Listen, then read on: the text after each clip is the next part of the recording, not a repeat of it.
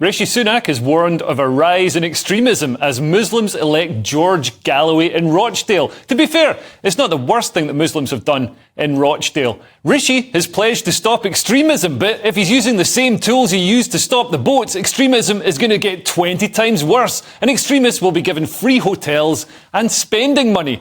But we need to talk about the elephant in the room. Accusations of Islamophobia are stopping any scrutiny or criticism of Islam and allowing extremism to go unchecked.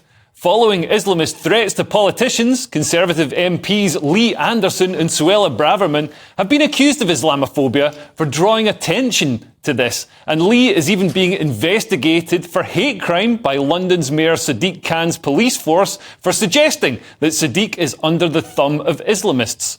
Although I've never understood the revulsion at Islamophobia. Nobody gives people with arachnophobia a hard time for their fear, and all spiders do is sometimes pop out around the house. If Osama bin Laden came scuttling out from under your couch, it's much more understandable if you don't like it. I think it's the legs. They're so hairy, and the fact that he's been dead for 13 years, of course. But people are going to want to swipe him away with a rolled-up newspaper. And if you turned on the bathroom light and found Abu Hamza in your bath, unable to get out because his hooks don't give him any purchase on the shiny sides, you'd probably soil your underpants yourself. How are you going to get a bit of card under him, jiggle him up into a pint glass and put him in the garden? He's 21 stone. I can understand people being apprehensive. And spiders just want to make a little web and catch some flies. They haven't been mobbing the streets of our cities, calling for jihad and the destruction of Israel. They haven't desecrated war memorials or sent teachers into hiding for displaying cartoons. Spiders haven't attacked authors for blasphemy or flown planes into skyscrapers or tried to establish a global caliphate or detonated bombs at pop concerts. Islamists are definitely a bit scarier than spiders. So what is Islamophobia? Since the Hamas attacks of October the 7th, large increases in Islamophobia have been recorded. Muslims have reported being afraid to leave the house, which raises the concern. If Muslims feel afraid to leave the house, who's going to make Jews feel afraid to leave the house? I'm joking. I'm not suggesting all Muslims are anti-Semitic. According to a survey by the Anti-Defamation League, only 54% of British Muslims have anti-Semitic values. A mere 54%. Hardly any. The Guardian has the apparently shocking revelation that more than half of Tories think that Islam is a threat to the British way of life, while only 18% believe the two are compatible. But is this hatred?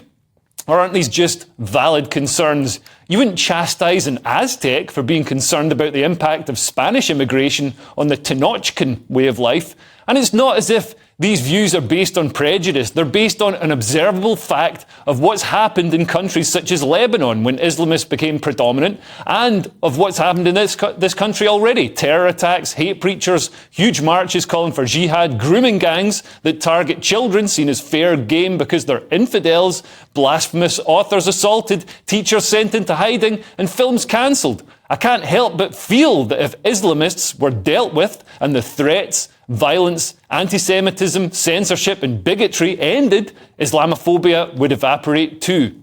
There's been a very visible rise of Islamism in the UK, thrown into stark relief by the anti-Israel marches. Suddenly, the mainstream palliatives for mass immigration, multiculturalism is great, we'll all get along somehow, nummy food, went out the window as we saw huge mobs running rampant, desecrating war memorials and generally behaving in a manner that's not very British. Well, unless we've gone to watch a football game in a French town. But in our defence, at least we're drunk when we're chucking those white plastic chairs into the town fountain. But the numbers have always been there in the data. The UK's intelligence agency, MI5, have 43,000 extremists on their watch list and 90,000 are Islamist terror suspects. And as this graph shows, there are far more Islamist prisoners than right-wing prisoners. Instead of tackling it at its roots, authorities turn a blind eye to Islamism and even fund it, as they did when the government funded the notorious Green Lane Mosque in Birmingham that hosted hate preachers. And any organisation set up to tackle terrorism inevitably gets dragged to the left by the progressive cabal that runs the public services in the UK. Prevent have been criticised for being too focused on right-wing extremists, who mainly seem to be autistic teenagers who've downloaded some banned document from the dark web, or a guy putting up stickers instead of being a credible threat to British society. I believe we should protect people, protect Muslims from hatred, but allow ideas to be criticised. Islamophobia is a word invented to stop scrutiny or criticism of Islam by making it akin to racism or xenophobia, which is an easy link as Islam didn't originate in Britain. But Islam isn't a race, it's a religion. And Islamism is a political ideology that wants to reorder society and government according to religious laws. It's been tried in places like Iran and Afghanistan, and I strongly recommend that progressives visit those countries in a gay pride bikini before pointing the finger and shrieking, Islamophobia! The great Christopher Hitchens warned us that the term Islamophobia would be used to stop scrutiny or criticism and hold open the gates of Western civilization. And now we're watching it happen in real time. Here he is.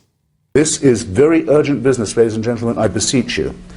Resist it while you still can, and before the right to complain is taken away from you, which will be the next thing. You will be told you can't complain because you're Islamophobic.